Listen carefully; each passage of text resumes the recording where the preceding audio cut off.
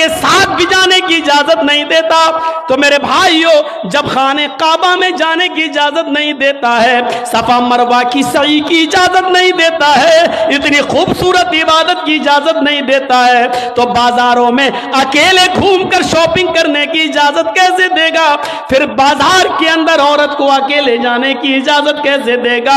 اتنی خوبصورت عبادت کرنے کی اجازت نہیں دیتا ہے, اتنی خوبصورت عبادت کرنے کی اجازت نہیں دیتا ہے, تو میرے بھائیوں پھر عورت کو بازاروں میں گھومنے کی اجازت کیسے دے گا؟ پھر بازار میں گھومنے اور بازار میں سیر و تفریح کی اجازت کیسے دے گا؟ ہماری ماں بہنوں کو اس بات کو سوچنا چاہیے, غور کرنا چاہیے, سنجیدگی سے اس کو لینا چاہیے. ایک زمانہ تھا حضرت فاطمہ کہہ رہی ہیں اے علی میں اتنی بیمار ہوں, اتنی بیمار ہوں, لگتا نہیں کہ اس بیماری میں بچ پاؤں گی. اے علی اگر مجھے کچھ ہو جائے, اگر میرا انتقال ہو جائے اے علی تو مجھے دن کے اجالے میں دفنانے مت لے جانا, رات کی تاریکی میں عشاء کی نماز کے بعد مجھے قبرستان میں دفن کرنا. حضرت علی نے کہا اے فاطمہ ایسا کیوں کہہ رہی ہو؟ اگر تمہارا انتقال صبح فجر کے بعد ہو تو کیا عشاء تک ہم تمہارے جنازے کو رکھیں گے, مٹی کو رکھیں گے؟ تمہارے باپ کا, تمہارے ابو کا فرمان ہے کہ میت کو جلدی قبرستان لے جاؤ, پھر میں لیٹ کیسے کروں؟ فرماتی ہیں اے علی, اے میرے پیارے شوہر, مجھے رات میں ہی لے جانا, میری بات کو گرہ باندھو, میری بات کو مضبوطی سے پکڑ لو, میری وصیت کو یاد رکھنا, چاہے میرا انتقال کبھی بھی ہو لیکن مجھے عشاء کے بعد دفنانا, مجھے دن کے اجالے میں قبرستان نہ لے جانا. اے علی میں نہیں چاہتی ہوں کہ میرے مردہ جسم پر پڑے ہوئے کفن پر بھی کسی غیر مرد کی نظر پڑے, میں اپنے کفن پر بھی کسی غیر مرد کی نظر نہیں پڑنے دینا چاہتی ہوں. اے علی مجھے رات میں لے جانا, دن کے اجالے میں نہیں, میں نہیں چاہتی کہ میرے کفن پر بھی کسی غیر مرد کی نظر پڑے. میرے بھائیوں انتقال کے بعد نکاح جائز نہیں ہے, انتقال کے بعد شادی نہیں ہوتی ہے, لیکن انتقال کے بعد بھی اپنے جسم کو تو چھوڑو, اپنے کفن کو بھی کسی غیر مرد کو دیکھنے کی اجازت نہیں دے رہی ہیں. یہ تھا حضرت فاطمہ کا پردہ.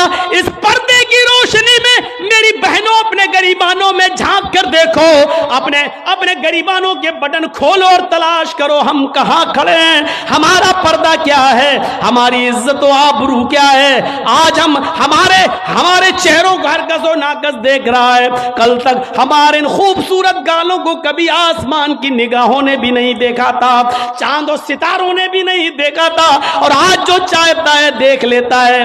ہرگز و ناقص جس کو چاہو آج وہ بڑی آسانی سے ہماری بہنوں بیٹیوں کا دیدار کر رہا ہے.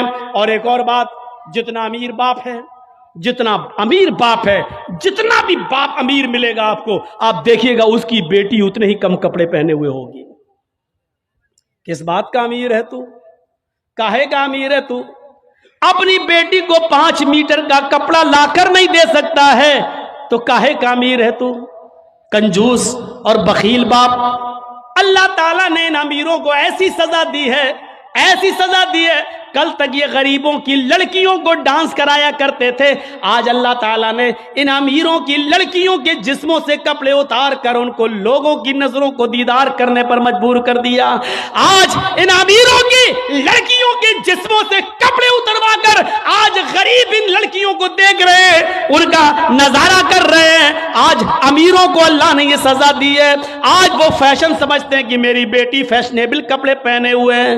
نہیں میرے بھائیوں, آپ اپنی بہنوں کے ذمہ دار ہیں. اللہ کے نبی نے فرمایا کہ جس لڑکی کا باپ جس کی بیٹی بے پردہ گھومے وہ باپ دیوس ہے, جس کی بہن بے پردہ گھومے وہ بھائی دیوس ہے, جس کی بیٹی بے پردہ گھومے وہ باپ دیوس ہے, جس کی بیوی بے پردہ گھومے وہ شوہر دیوس ہے. غور کرو کتنی صاف لفظوں میں, کتنے صاف لفظوں میں اللہ کے نبی نے فرمایا جس کی بہن بے پردہ گھومے وہ بھائی دیوس, جس کی بیٹی بے پردہ گھومے وہ باپ دیوس, جس کی बेटी बे पर्दा घूमे वो बाप दयूस, जिसकी बीवी बे पर्दा घूमे वो शौहर दयूस। अब दयूस का माना अगर हम समझ जाएं तो सारा मामला हल हो जाए। दयूस, दयूस का ये तो अरबी लफ्ज है ना, इसका उर्दू में तर्जमा होता है, सुनने की ताकत है, सुनेंगे। दयूस का मतलब होता है भड़ुआ। और भड़ुआ किसको कहते हैं बताने की जरूरत नहीं, जानते होंगे। भड़ुआ कहते हैं उसको जिसने अपनी बहन, बेटी या बीवी या मां को गलत काम करने के लिए किसी अड्डे पर बिठा दिया हो, चकले पर बिठा दिया हो और उनसे गलत काम करवाता हो और उनकी कमाई खाता हो। अरबी जबान में इसको दयूस कहते हैं और उर्दू में इसको भड़ुआ कहते हैं। कितना सख्त जुमला इस्तेमाल किया अल्लाह के रसूल ने। मौलाना जर्जीस को आप कह रहे होंगे ये क्या हो गया इसको। अल्लाह के नबी ने कहा जिसकी मां बेपर्दा घूमे और बेटा अपनी मां की बेपर्दगी पर कुछ ना बोलता हो वो बेटा भड़ुआ। जिसकी बीवी बेपर्दा घूमे और शौहर अपनी बीवी की बेपर्दगी पर कुछ ना बोले वो शौहर भड़ुआ। जिसकी बहन बेपर्दा घूमे और वो भाई अपनी बहन की बेपर्दगी पर खामोश रहे वो भाई भड़ुआ। और जिसकी बेटी बेपर्दा घूमे और बाप अपनी बेटी की बेपर्दगी पर खामोश रहे वो बाप भड़ुआ। दयूस कह दो मौलाना चलेगा, भड़ुआ मत कहो, अच्छा नहीं लग रहा है। हम कब कह रहे हैं कि अच्छा लग रहा है? हमको अच्छा लगाना कब है? जब अच्छा ही लगने लगे तो फायदा क्या है? इंजेक्शन ऐसे लगाओ दर्द ना हो। बात साहब ऐसा हो सकता है कि इंजेक्शन लगे और दर्द ना हो? इंजेक्शन भी लगवाना चाहते हो और दर्द भी नहीं चाहते हो, तब तो होम्योपैथिक दवा ले लो, मीठी गोलियां खा लो जो मरने के बाद फायदा करती है।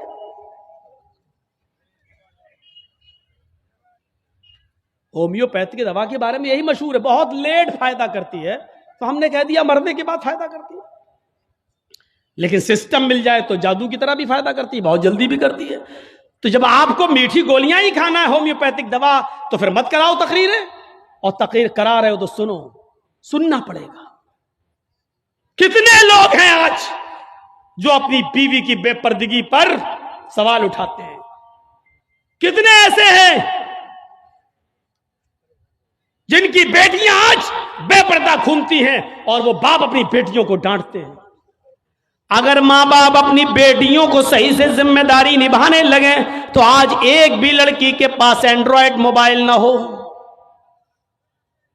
हमारी 18-20 साल की लड़की जिसकी शादी नहीं हुई घर पे रहती है, उसके हाथ में एंड्रॉयड मोबाइल चीख चीख के बता रहा है कि बाप की तरबियत में कमी है, बाप अपनी बेटी पर पूरा का पूरा हुक्मरान नहीं है, हाकिम नहीं है। या ये कह रहा है बेटी के हाथ में वो एंड्रॉयड मोबाइल चीख चीख के कह रहा है ये बाप ना कह रहा है, बेटी के आगे बाप की नहीं चल रही है, बाप मजबूर हो चुका है। मेरे भाइयों, अगर बाप मजबूर ना होता तो बेटी के हाथ में एंड्रॉयड मोबाइल नहीं होता।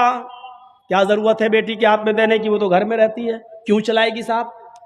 आपकी बेटी 18-20 साल की क्यों फेसबुक चलाएगी? क्यों व्हाट्सएप चलाएगी? क्यों मैसेंजर चलाएगी? और आप कैसे अपनी बेटी को फेसबुक और मैसेंजर और व्हाट्सएप चलाने के लिए ढील दे सकते हैं? कैसे? आपका ये दिल कैसे गवारा कर लेता है? आप जिम्मेदार हैं। हमारी ये बेटियां कल बच्चों की माएं बनेंगी, शादी के बाद इनको अपने बच्चों की तरबियत करना है। मां के कदमों के नीचे जन्नत बताई गई है, हालांकि ये कोई हदीस नहीं है, एक मकूला है, लेकिन बच्चे अपने मां के कदमों के नीचे जन्नत कैसे ढूंढें? ये आजकल की मां के कदमों के नीचे जन्नत है?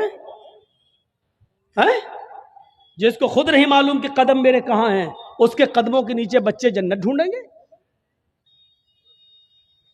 ہمیں سوچنا ہے، ہمیں اپنی بیٹیوں کی تربیت کرنا ہے۔ امام احمد ابن حنبل اپنی مسند کے اندر ایک واقعہ نقل کرتے ہیں کہ ایک صحابیہ تھی، ان کے گھر میں ایک بچہ پیدا ہوا۔ ایک صحابیہ تھی، ان کے گھر میں ایک بچہ پیدا ہوا۔ جب بچہ پیشاب کرتا تھا تو پانی کا لوٹا اس بچے کی شرمگاہ پہ ڈال دیتی تھی۔ جیسی بچے نے پیشاب کیا وہ پانی لاتی اور شرمگاہ پہ ڈال دیتی۔ وہ صحابیہ کہتی ہیں میرا بیٹا جب چلنے کے لائق ہوا، پہلا دن تھا اس کا چلنے کا، پہلا دن تھا میرے بیٹے کے چلنے کا، پہلا دن تھا میرا بیٹا کھڑے ہو گیا، جب چلا میرے بیٹے کو جب پیشاب کی ضرورت محسوس ہوئی تو اس نے پانی کا برتن دیکھنا شروع کر دیا۔ ماں کہتی ہے کہ میں دیکھ رہی تھی اپنے بیٹے کو، جب بھی وہ پیشاب کرتا تھا تو میں پانی اس کی شرمگاہ پہ ڈال دیتی تھی۔ آج دیکھتی ہوں میرا بیٹا چل رہا ہے، دیکھتی ہوں یہ کیا کرتا ہے۔ جب بیٹا پہلا دن چلنے کے لائق ہوا، پہلا دن تھا، تو بیٹے نے پانی کا پیالہ اٹھایا اور دونوں ہاتھ سے پکڑ کر دھیرے دھیرے چلا اور ایک کونے میں جا کر بیٹھ گیا، پیشاب کیا اور پیشاب کرنے کے بعد وہ پانی کا پیالہ اپنی شرمگاہ پہ ڈالنے لگا۔ اس کو استنجا کرنا نہیں آتا تھا، اس کو دھونے کا تمیز بھی نہیں معلوم تھا، اس کو پتہ ہی نہیں، لیکن وہ ویسا ہی کر رہا ہے جیسی اس کی ماں نے اس کو بتایا، جیسے اس کی ماں اس کے ساتھ کر دیتی تھی۔ وہ پانی کا پیالہ اٹھا کر اپنی شرمگاہ پہ ڈال لیا اور خالی پیالہ لے کر اپنی ماں کے پاس آ گیا۔ ماں کی آنکھوں میں آنسو آ گئے، آسمان پر نظر ڈال کر کہتی ہے فزت برب الکعبہ، کعبے کے رب کی قسم میں کامیاب ہو گئی، اللہ کی قسم میں کامیاب ہو گئی۔ اپنے بچے کو جو سکھانا چاہتی تھی میرے بچے نے وہ سیکھ لیا، میں اپنے بچے کو جو تربیت دینا چاہتی تھی میرے بچے نے وہ تربیت حاصل کر لی۔ مجھے امید ہے کہ میرا بچہ کبھی ناپاک نہیں رہے گا، میرا بچہ جب بھی پیشاب کرے گا تو پانی ضرور لے جائے گا اور استنجا کرے گا۔ اس زمانے کی مائیں اپنے بچوں کو بچپن سے یہ عادتیں ڈلواتی تھیں، اور آج کل کی ماں دیکھ لو اپنے بچے کا انڈر ویئر نیکر اتار کر کہتی بیٹا یہاں کھڑے ہو کے پیشاب کر لے۔ یہ مائیں اپنے بچوں کو کیا تربیت دیں گی؟ جبکہ نیپولین نے کہا تھا کہ مدرس لیپ از فرسٹ کالج فار چلڈرن، ماں کی گود یہ بچے کا پہلا مدرسہ ہوتی ہے، پہلی یونیورسٹی ماں کی گود ہے۔ جو بچہ اپنی ماں کی گود سے تربیت حاصل کر کے نہیں نکلا وہ کسی یونیورسٹی سے تربیت حاصل نہیں کر سکتا ہے۔ آج بھی دیکھ لو کشن گنج میں بھی یونیورسٹیاں ہوں گی، کشن گنج میں بھی کالج ہوں گے، اس کالج سے B A, M A, P H D, M B B S اور ایم ڈی کی ڈگری لے کر نکلنے والے بچوں کی تعداد بھی بہت ہوگی، لیکن انہی بچوں کو دیکھیے کھڑے ہو کر سڑک کے کنارے پینٹ کی چین کھول کر دھار مار رہے ہوں گے، پیشاب کر رہے ہوں گے۔ یہ ان یونیورسٹیوں کے فارغین اسٹوڈنٹ ہیں جو فارغ ہو کر نکلے، جن کو ایم ڈی کرنے کے بعد، ایم بی بی ایس کرنے کے بعد بھی پیشاب کرنے کی عقل نہیں آئی ہے۔ ان سے تو بہتر وہ کتا ہے جو کم سے کم پیشاب کرتا ہے تو ایک ٹانگ تو اٹھا لیتا ہے تاکہ اس کے اوپر چھینٹے نہ آئیں۔ انہوں نے یونیورسٹی سے پڑھنے کے بعد بھی یہ کتے سے بھی بدتر بن کر نکلے ہیں۔ وہ یونیورسٹی ان کو انسان نہیں بنا سکی، وہ کالج ان کو انسان نہیں بنا سکے، وہ اسکول ان کو انسان نہیں بنا سکے۔ M D P H D کرنے کے بعد بھی آج کتوں سے بری طرح پیشاب کرتے ہوئے نظر آئیں گے۔ کہہ لینے دیجئے مجھے کتا، گدھا، جو کچھ بھی بولتا ہوں میں سب، آج مجھے اجازت دیجئے میرے بھائیوں۔ کہو کہ جانوروں کی اجازت مت بولو، ہم لوگ انسان ہیں، قرآن نے بھی جانوروں کی مثالیں دی ہیں۔ اولئک کالانعام بل ہم اضل، یہ چوپایوں کی طرح ہیں بلکہ ان سے بھی زیادہ گئے گزرے۔ قرآن نے کہا ہے یہ چوپایوں کی طرح ہے بلکہ ان سے بھی زیادہ گئے گزرے، ان سے بھی زیادہ گئے گزرے۔ جب قرآن نے مثال دی ہے تو ہم کیوں نہیں مثال دے سکتے ہیں؟ اپنے بارے میں سوچو سوچو۔ عبد القادر جیلانی بغدادی رحمت اللہ علیہ کی تاریخ کون نہیں جانتا؟ جن کو آج لوگ بڑے پیر صاحب کے نام سے بھی جانتے ہیں، جن کے نام پر 11ویں کی بریانی کی دیگ بھی بناتے ہیں۔ وہ عبد القادر جیلانی جب 12 سال کے تھے ان کی ماں نے ان کو ایک قافلے کے ساتھ بھیجا تھا، کہا بیٹے حالات کتنے بھی سخت ہوں لیکن جھوٹ کبھی مت بولنا۔ اور جب چوروں نے اور ڈاکوؤں نے جب اس قافلے کو لوٹا تو اس بچے سے پوچھا عبد القادر سے، تیرے پاس بھی کچھ ہے؟ اس نے کہا ہاں ہے۔ کہا کیا ہے؟ 40 اشرفی۔ کہاں ہیں؟ میرے کرتے کے استر میں۔ استر کو پھاڑ کے دیکھا تو 40 اشرفی ملی۔ پوچھا بیٹا یہ تو ایسی جگہ چھپی ہوئی تھی کسی کو پتا نہیں، تو نے کیوں بتا دیا؟ لڑکے نے جواب دیا میری ماں نے مجھے چلتے وقت نصیحت کی تھی کہ بیٹا حالات کتنے بھی خراب ہو لیکن کبھی جھوٹ مت بولنا۔ میں نے اپنی بات ماں کی بات مانی ہے۔ چوروں کا، ڈکیتوں کا، ڈاکوؤں کا اثر ختم ہوتا ہے اور رونے لگتے ہیں اور کہتے ہیں یہ بچہ اپنی ماں کی اتنی بات مانتا ہے کہ ایسے موڑ پر بھی اس نے اپنی ماں کی نافرمانی نہیں کی، ہم تو اپنے رب کی نافرمانی کر رہے ہیں۔ سارا سامان جو لوٹا تھا سب کو واپس کر دیا اور سارے کے سارے چوروں نے، ڈاکوؤں نے توبہ کر لی۔ میرے پیارے ساتھیوں، ایک بچہ جب اپنی ماں کا فرما بردار بنتا ہے اور ماں کی بات مانتا ہے تو ماں کی دعا تمام ڈکیتوں کو توبہ کرنے پر مجبور کر دیتی ہے۔ میرے پیارے ساتھیوں، یہ ماں کی تربیت تھی جس نے عبد القادر جیلانی کو ایک بزرگ کے روپ میں پیدا کیا ہے، ایک بزرگ کے روپ میں دیکھا ہے۔ یہ ماں کی تربیت تھی۔ اور ایک اس ماں کی تربیت پر نظر ڈالو کہ جب سلطان ڈاکو کو پھانسی ہوئی، جب سلطان ڈاکو کو پھانسی کے تختے پر لٹکایا گیا تو اس سے پوچھا گیا تمہاری آخری تمنا کیا ہے؟ اس نے کہا میری آخری تمنا یہ ہے کہ میری پھانسی میری ماں کے سامنے مجھے دی جائے۔ اس کی ماں کو بلایا گیا، کہا تیرا بیٹا تیرے آنکھوں کے سامنے مرنا چاہتا ہے۔ سلطان ڈاکو کی ماں کی آنکھوں میں آنسو آ گئے۔ پولیس والوں نے پوچھا آخر ماں کے سامنے تم کیوں مرنا چاہتے ہو؟ اس نے کہا تاکہ میری ماں دیکھے موت کے وقت پیر کیسے تڑپتے ہیں، ہاتھ کیسے تڑپتے ہیں اور روح کیسے نکلتی ہے۔ کہا لیکن تم اس کے لیے ماں کو کیوں مجبور کر کے لائے ہو؟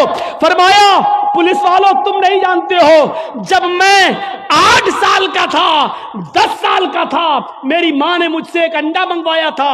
میں ایک دکان پر گیا تھا، میں انڈا لینے گیا تھا لیکن ایک انڈا میں نے چوری کر لیا تھا دکاندار کا، اور میں اس کو اپنی جیب میں بھر لیا تھا۔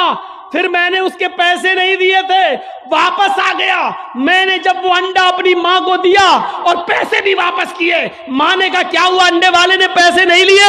میں نے کہا نہیں، میں انڈا چرا لایا ہوں۔ تو میری ماں نے مجھے تھپ تھپایا تھا کہ بیٹا ہم لوگ غریب ہیں، اچھا کیا تو نے یہ پیسہ بچا لیا، کسی اور کام آئے گا۔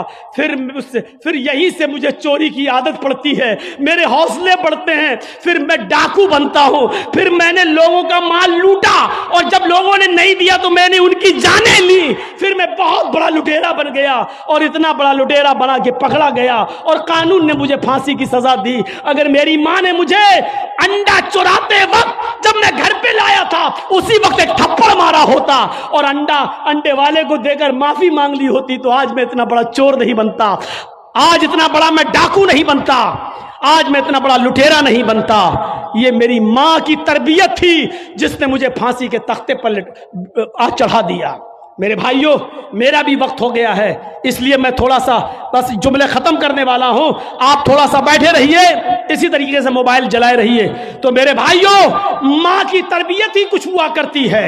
ماں چاہے تو اپنے بچے کو ڈاکو بنا دے، ماں چاہے تو اپنے بچے کو عبد القادر جیلانی بغدادی کی طرح بزرگ بنا دے، یہ ماں کی تربیت ہوتی ہے۔ تو میرے بھائیوں 2:45 بج بھی چکے ہیں، 11:45 سے تقریر شروع تھی اور 2:45 بج گئے ہیں، 2 گھنٹہ میرا تقریباً ہو بھی گیا ہے اور جنریٹر کی تیل بھی ایسی موقع پر ختم ہونے کو تھا۔ تو میرے بھائیوں ماں کی تربیت سے عبرت حاصل کرو اور رکیے، ابھی کوئی نہیں اٹھے گا، رکیے۔ ختم کرنے سے پہلے مجھے ایک گزارش آپ سے کرنی ہے، ایک عہد لے کر اٹھو، ایک عہد و پیمان لے کر اٹھو کہ ہم انشاءاللہ اپنے بچوں کی اچھی تربیت کریں گے۔